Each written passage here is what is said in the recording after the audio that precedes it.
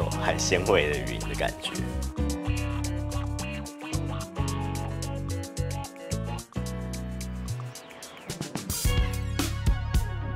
里面猪肉超好吃的，猪肉好甜哦，这味道也太赞了吧！高楼林立的大阪梅田，除了作为关西的交通枢纽和购物天堂外，也汇集了各种美食。今天要介绍的大和屋三玄是一家正统怀石料理的100年老店，它的历史可追溯到日本明治时期的艺伎之屋，料理文化的底蕴非常深厚。身着和服的服务人员和包厢朱红色桌子上的圆形折夫，立刻就让人感受到满满的仪式感。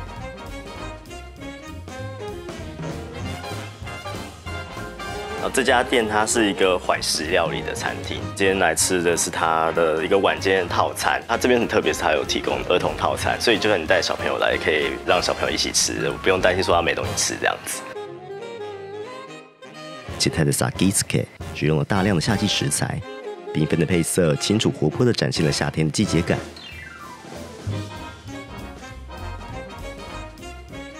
我先吃吃看炸猪排。这个炸猪排看起来超厉害，然后他说底下是梅子酱，因为它猪肉用很好那它面包粉是比较粗的，所以外面的口感很脆，然后里面猪肉超好吃的，猪肉好甜哦，然后搭配那梅子酱就会解那个腻，因为它用的猪肉很油，超好吃的，梅子酱很好吃。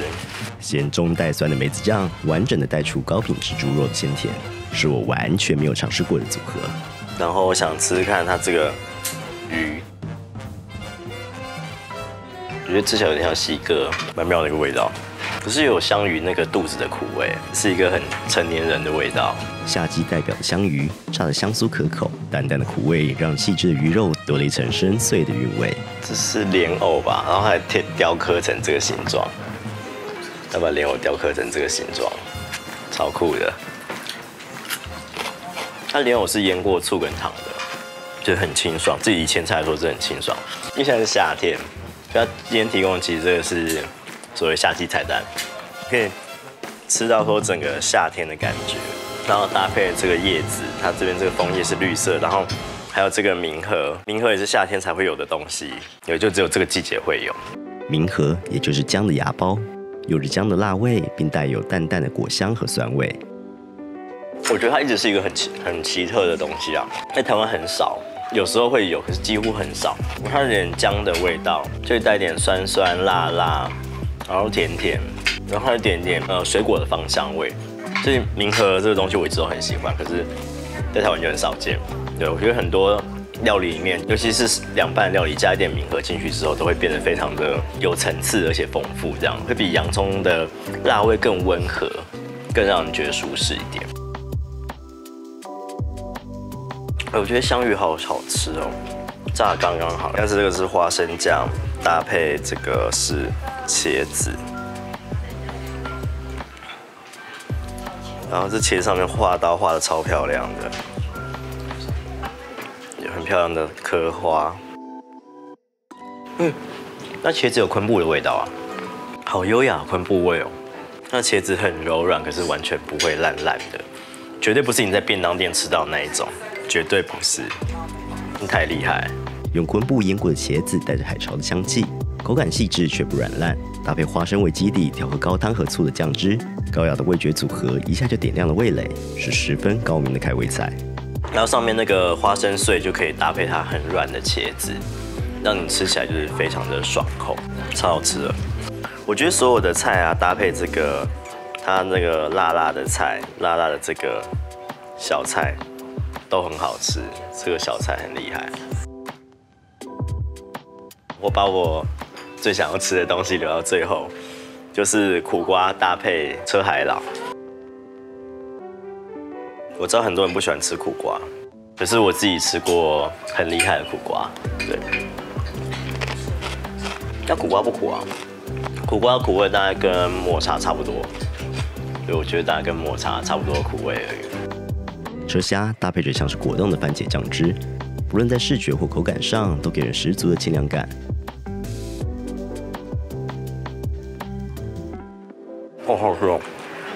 很有趣的味道。怀石料理十分的重视季节感，除了利用番茄、茄子、苦瓜、香芋、明和、梅子等代表夏季的食材外，竹叶型的石器和鲜绿的枫叶都是为了表现夏季的寻味。这只是前菜，第一道，可搭配起来很丰富。如果是以前菜来说，这样搭配已经很丰富了。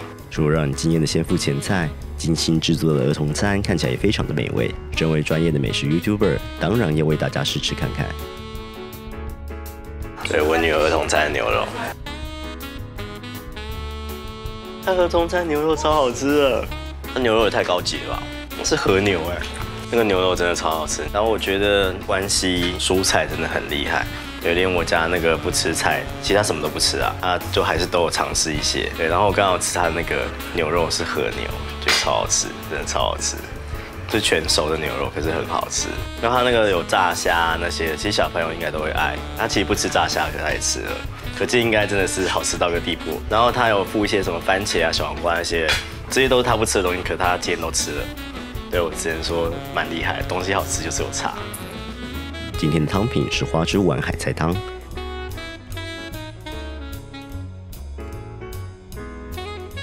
我先喝一点汤，很温和的味道。它高汤很厉害，它的味道是一层一层一层的，很丰富、很圆润的味道，不是那种单纯海菜芽的味道，它也不会有那个海菜的腥味，它非常的。我不会说是清爽，可是它非常的清澈，然后够温暖的味道。我要吃吃看它的花枝丸。花枝丸的质地出乎预料的软，和熟悉的 Q 弹口感完全不同，用筷子就可以轻易分切。试试看，好好吃哦！这就真的是一个清澈的味道，有海鲜的鲜味，可是没有海鲜的腥味。它花枝丸，我本来以为会是一种有点脆脆口感的，就不是，它完全是一个软绵到不行的状况。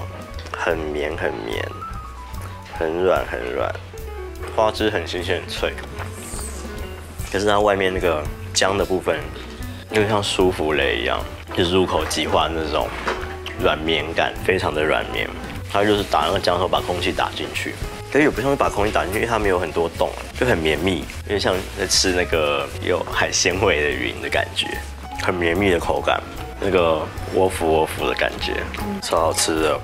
我觉得这个碗拿起来都还是很香的味道。花枝丸呢，它感觉有点像是某一种cheese蛋糕，就非常蓬松的那种，而且它有点点那种感觉，有一点吃到奶的味道感觉。我觉得味道很细致。这个汤我觉得对很厉害。此颗粒的生鱼片是鲷鱼和海胆，搭配蘸酱是很特别的透明酱油。生鱼片的量比我预期的还要多，每片都有蜜柑果肉大小的海胆。一看就知道是高级货，完全展现了大阪人豪迈的待客之道。之所以会用透明的酱油，是因为这道的吃法要将海胆放入酱油中，混合成生鱼片的蘸酱，如此透明的酱油才能呈现出海胆的亮橘色。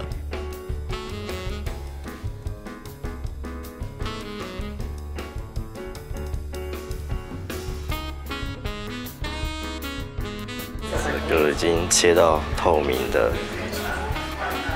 鲷鱼的生鱼片，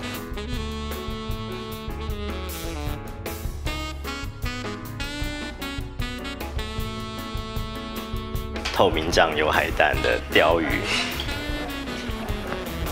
哦，海胆味好重，这是什么透明酱油？这小酷哦！紧透的鲷鱼片和色泽像冰一样的盘子。在炎热的夏天，带给人清爽的清凉感。鲷鱼看起来真的是晶莹剔透哎！这次我加一点点瓦萨比进去，好好吃哦。白萝卜丝中掺杂着切成细丝的紫苏叶，搭配的鲷鱼生鱼片和海胆酱油一起入口，清新的香气和海胆浓郁的海潮味，让鲷鱼的细致风味更上一层。这味道也太赞了吧！话说这么多的海胆，我担心会吃不完，所以我有了个大胆的想法。我把乌泥卷起来，一手，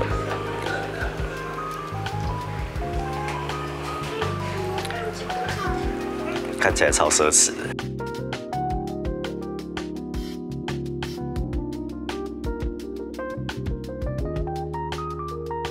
哦，好夸张，好夸张。套餐可以选配白饭和味噌汤，作为一个饭控，当然要来一碗。晶莹剔透的饭，超好吃的感觉。我不知道大家知不知道我对饭有要求。对，如果饭不好吃，我有时候会生气。这看起来就是炊煮的饭。既然有了炊煮的白饭，我又有了个更大胆的想法，那就是把冰凉的生鱼片和海胆放到热腾腾的饭上，一起送入口中。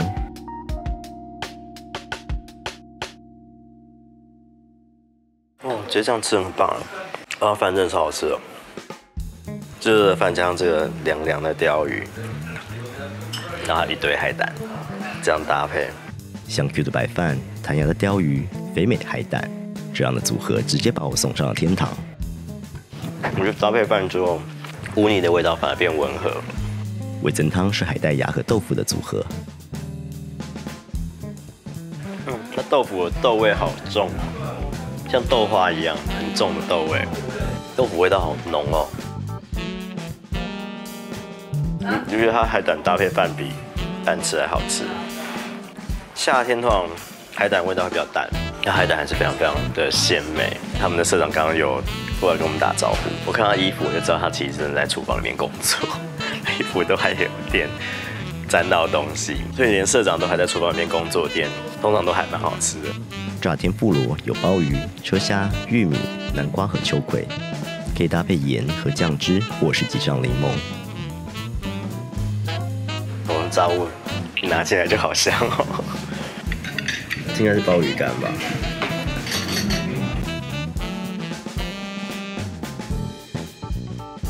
鲍鱼干，哇，好好吃哦！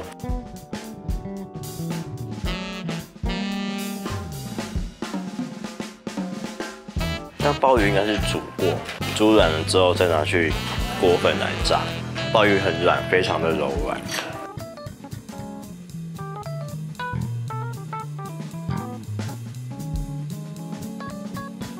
鲍鱼真的很好吃。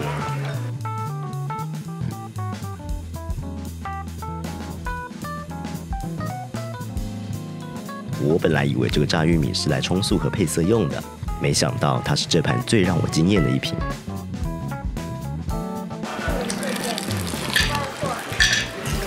这玉米超级甜的，它玉米超级甜的，而且好香哦！这玉米超级香、超级甜的，这个玉米真的超级好吃哦！但我吃过前几名好吃的玉米吧，超好吃哎！带头的车虾，我决定滴上一些柠檬汁，然后分段沾盐和酱汁。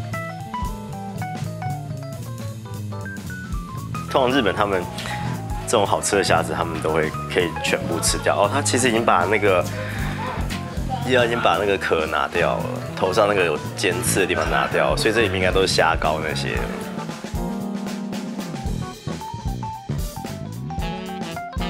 然后里面有虾膏。那里面整个是虾膏，这里面是虾膏哎，弹牙的口感和鲜美的虾膏，这应该就是顶级炸虾的模样吧。太好吃了！不同调味也让同一尾炸虾呈现不同的风貌。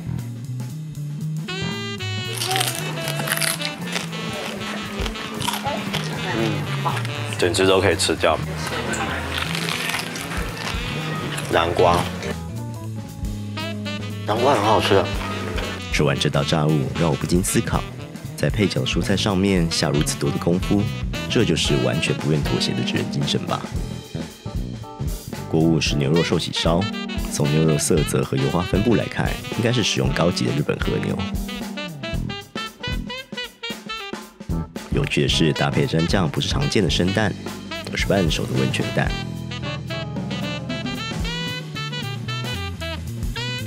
当汤汁沸腾时，就可以将牛肉涮熟享用了。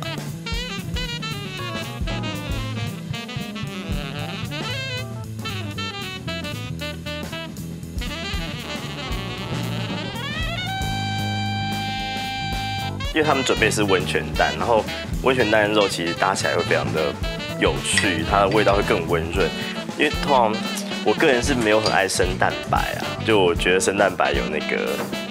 吃起来有点怕怕，那可是如果是温泉蛋配肉的话，我觉得就是很不错。考虑到有许多外国人不习惯食用生蛋，所以贴心的供应温泉蛋蘸肉。但我个人觉得，比起生蛋液，温泉蛋的风味更加温润，也更能衬托出和牛的鲜甜风味。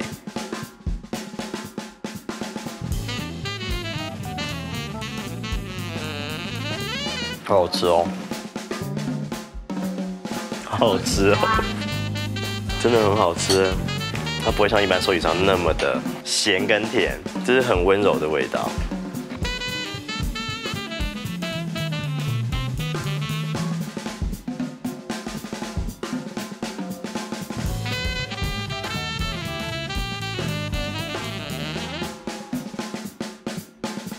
而且我觉得那个蔬菜也很好吃。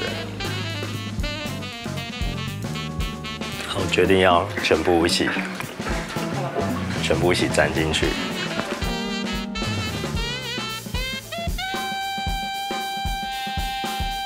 它味道好清爽，好清爽哦！而且这个温泉蛋的品质很好。对很多人来说，可能这个寿喜烧就会偏清爽，太清淡了。可是这个味道很细致，都不会把那个牛肉的味道跟蔬菜的甜味改掉。啊，我要来吃这个。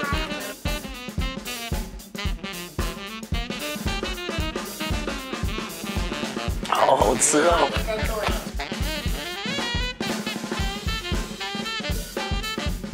又不会太咸，又不会太甜，超好吃的。你不会觉得说它一开始会给你一个很强烈的冲击感，你不会有那个冲击的感觉，可是吃起来就是非常的舒畅。就我以前一直都觉得说，寿喜烧就应该搭配温泉蛋，就真的有人做到，对吧？以后我们要推广那个寿喜烧都加温泉蛋，而且你最后就是拿那个寿喜烧的酱汁，它的汤汁，其实这已经不算酱汁，是汤汁，加到那个温泉蛋里面，然后吃那温泉蛋，你觉得哦，这些真的很完美，真的超好吃。我昨天晚上已经吃了超级好吃的烧肉，今天在吃这个，我觉得一点都没有输，这个搭配反而是更加有层次，而且感觉出他那个用心真的很厉害，而且他愿意去挑战那个吃生蛋的那个传统，太好吃了，太好吃了。接下来是握寿司的拼盘，可能是为了提高外国人的接受度，没有使用鱼味较重的亮皮鱼类，5颗寿司都是接受度非常高的食材。搭配寿司的还有一碗有趣的清汤。虾子的握寿司，然后因为它很贴心，就是外国人可能不敢吃芥末，所以他就把这个芥末放在外面。所以他在设计这道套餐的时候，用了很多对于外国人的用心，这样子。那我还是加一点在上面吧。它是烫过的虾子，烫熟的虾子，可是它的虾子非常非常的软，非常的软。本来以为会是扎实的虾肉，但入口时却完美的和醋饭混合在一起，让车下的甜味可以完整的释放到味蕾。话说，不知道大家有没有发现，寿司时期的配色和寿司料是互相呼应的，欣赏时期的搭配也是吃怀石料理的一大乐趣。然后这个很贴心，看怀石料理就是做到这么多，把它籽都去掉。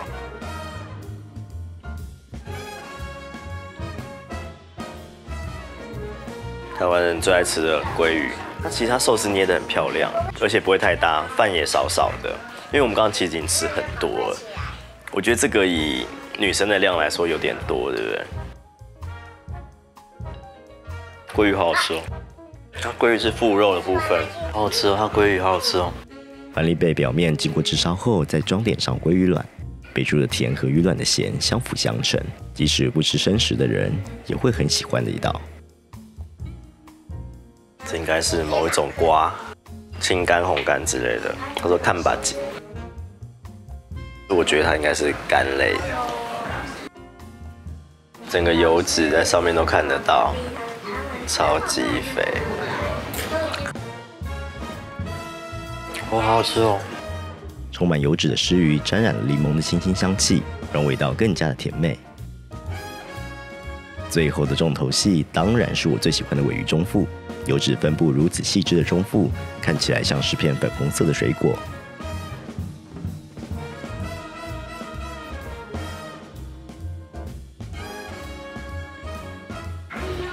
我留到最后的猪头肉，这猪头肉太好吃了。熟成完美的鲔鱼中腹入口即化，还没开始咀嚼，细腻甜美的油脂就已在口中扩散，中腹特有的淡雅酸味和醋饭完美的融合。然后最后有个这个有趣的汤，这汤的味道好奇妙，有一点点山椒味的感觉。因为寿司料这些海鲜其实味道蛮浓厚的，所以这个汤的味道也相对复杂，我觉得很奇妙，这是我没有想过的搭配方式。他们说这次的菜单目前没有在 menu 上的菜单，那今天我吃到的东西也不一定在你们来的时候可能会吃到，不一定大家都会吃得到一样的东西。整体的搭配，它的味道的细致度，尤其是蔬菜，我觉得尤其是蔬菜都把所有的其他东西的味道都慢慢的堆叠得很好，所以你每样东西你都会吃到它最后是融合在一起的味道，的确是有互相衬托的一点关系呀。可是我觉得它衬托出来最后的结局就是。所有东西都会融合在最后的地方，所以它不会说是一个主角很突出，或者是一个味道非常非常突出的状态，让你吃起来是非常非常丰富的，看起来好像很简单，它没有一个调味是强烈的，就是你最后吃到的东西都是，你会觉得非常的美好，它融合的感觉非常非常的棒，非常非常的厉害。我觉得吃到现在就是有点饱，连我都觉得有点饱，就男生放这分量绝对是够的，绝对是够的。应该后面还有东西，我觉得应该希望只有甜点。最后的甜点是芒果、麝香葡萄和冰淇淋。在这样高级的餐厅，麝香葡萄的美味当然不在话下。看到芒果时，我心里想过的念头是：我们来自芒果多到爆的台湾，对进口到日本的芒果并没有抱太大的期待。结果才吃了一口就被果肉的细致和甜度吓到。那入口即化的口感和浓郁的风味，竟然和台湾产量也不多的下雪芒果一样。一闻才知道这是九州产的芒果。除了惊讶能在日本吃到这么好吃的芒果，我也对自己刚才那一瞬间的心态感到无比羞愧。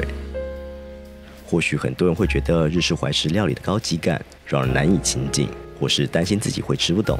但今晚在大和屋三选的料理，除了保有正统日本料理的传统精神，也融合了许多异国和现代的料理技巧。不论是食材的坚持、餐点的分量、完美堆叠的味道层次、营造料理风貌的实际选用，还有希望让外国客人能轻松用餐所做的贴心调整，以最真诚的态度面对客人，都让我深深感受到设计和制作这套料理的人花了多少的心思。这种站在客人的角度思考每一个细节的用心，还有大阪人豪迈的待客之道，都让我深深的感动。有人说食物是传达制作者心意的媒介，那我今晚感受到的应该是最真诚的一句 Yokoso Osaka。欢迎来到大阪。